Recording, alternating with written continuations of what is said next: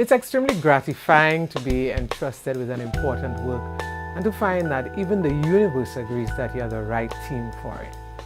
From the get-go, I felt that the story on women in elective politics could never be complete being restricted to the bid for the ballot, because I've always known that women are the cornerstone of partisan politics and electioneering.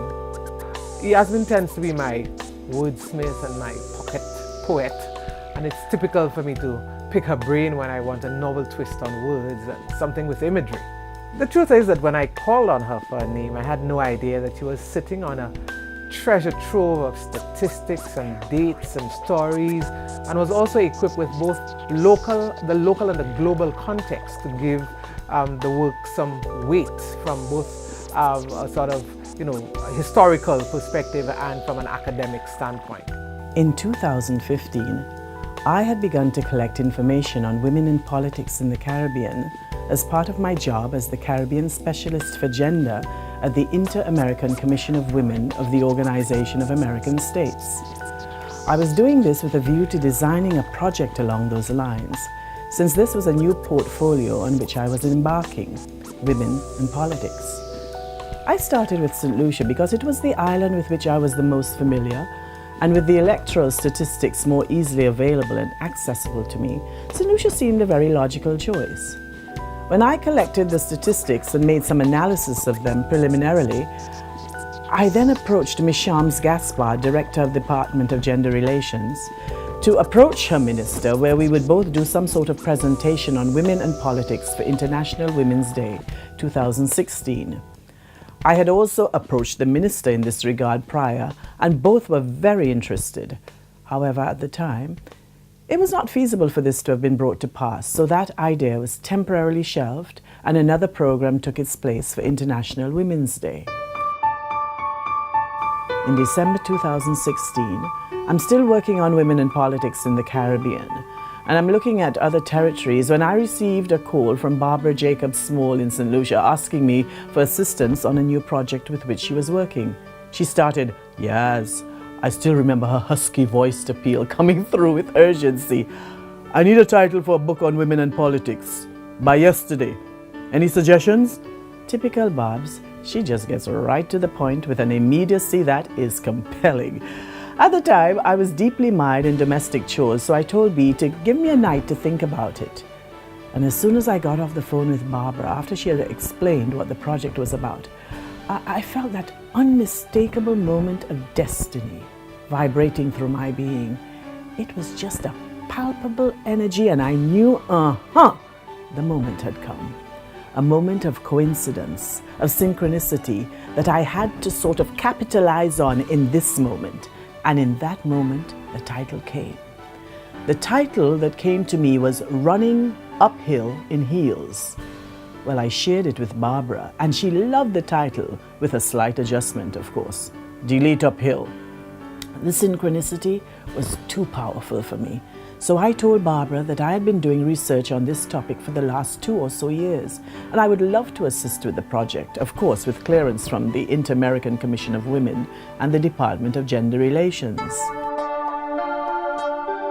So here we are, delivering the definitive story of the female dimension of our political journey from 1961 to today. And thus began this incredible journey of collaboration between CIM, which is the Commission's acronym in Spanish, the Department of Gender Relations, and UNESCO. With all approvals in place, I began to write feverishly from January 3rd, 2017 to March 31st, 2017 for hours and hours a day, even on weekends, while Barbara in St. Lucia was busy collating and scribing research on the women's biographies and also sourcing archival material that she could pass on to me that I could use in the writing of the book.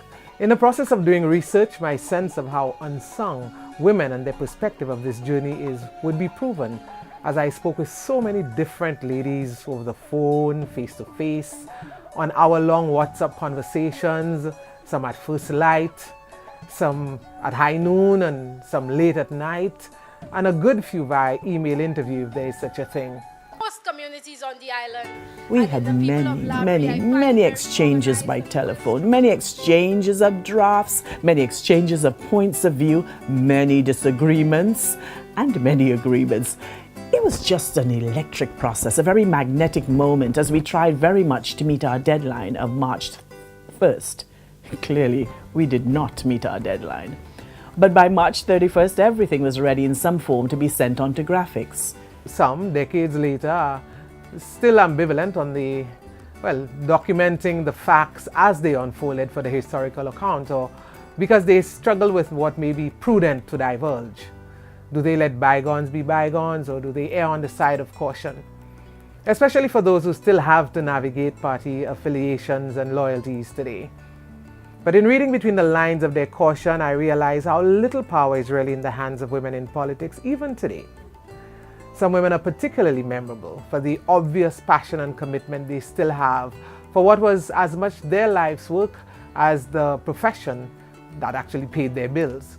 Indeed, some women like Mrs. Gertrude George, who never run a seat, but who was part of the marrow of the backbone of old UWP, who could recount perhaps forgotten aspects of the party's history, the players, the tensions, the anecdotes. This book could never really be complete without the perspective of the lens of her memory and the memory of other women like her. People like, Shirley Lewis, and who we don't really treat with in the book, but there are so many other women. Finally, I got a renewed sense of the value of documentation and the significance of our historical archives. So shout out to St. Lucia National Archives Authority and Mrs. Margot Thomas and her team.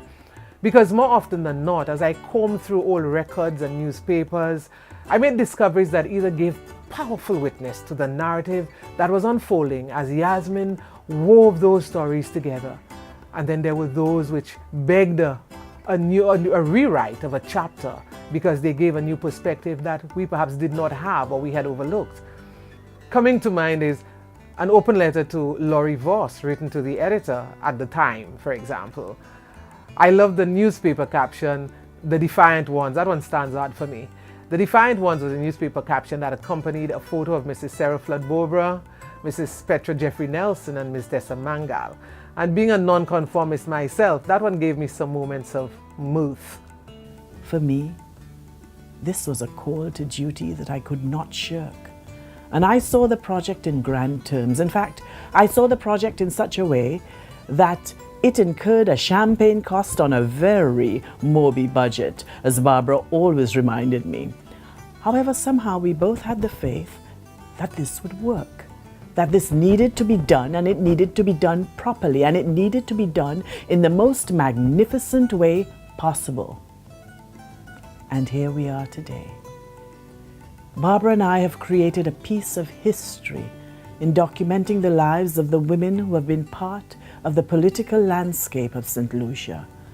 And not only have we done so to the best of our ability, but each and every woman, or for those who have passed on, each and every family member, has been so cooperative in bringing this project together that we knew that it was nothing short of an act of faith, something divinely ordained, and a moment that was ready to be born. So it has indeed been as much an honor for me as it has been an education.